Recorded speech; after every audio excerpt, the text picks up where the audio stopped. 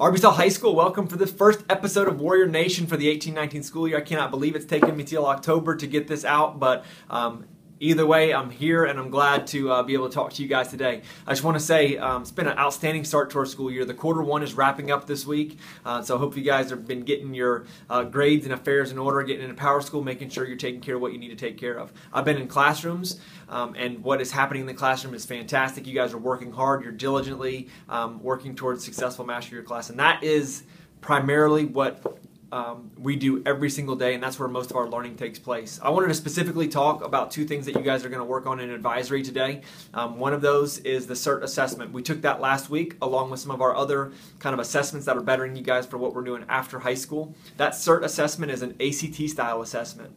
I think we took over 2,000 tests last week getting ready for the ACT that we take at the end of our junior year, and then hopefully maybe one or two more times to get the scores we need to get into college. So the vision all along is to be able to start taking those type of assessments in the 9th grade, to be able to see and be familiar with what that timed assessment looks like and what types of things are on those assessments. So I'm glad that the freshmen were able to go through those exercises of taking that CERT assessment. What you guys need to be aware of is that the practice doesn't stop after you get the assessment taken. So some of us that took the PSAT last week still need to get those initial scores in there, but once you get that in there, you know, it's open 24/7, so you guys can be in there anytime, nights, weekends. Get those initial assessments completed.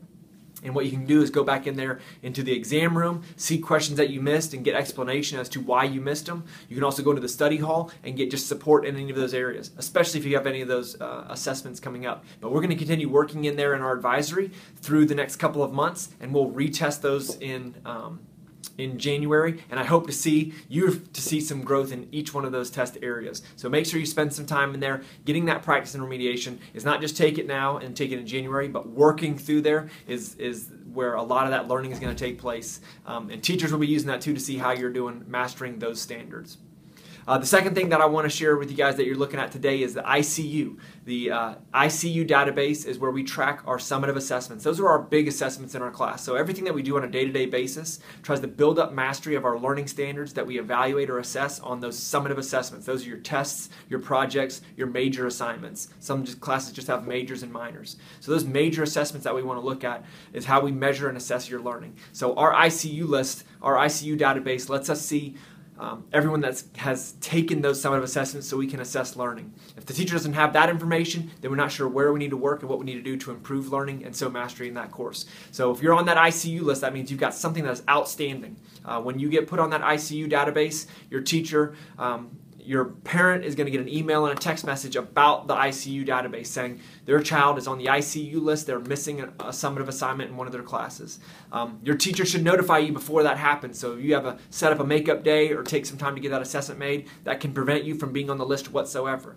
Once we're on that ICU database, until we get all those assignments completed or made up, then we're going to be not participating in field trips, pep rallies, fun days, those kind of things. So make sure that when you get on that list, you get off that list as quick as you can. How do you get off the list? You complete the assignment in that class. So whatever that is, turning in the project, taking the test, getting that sum assessment completed. So I just wanted you guys to hear that directly from me. Those are two supports for us to make sure we can track your mastery in all of your coursework, because that's where the lion's share of your learning is happening every day in the classroom with your teachers.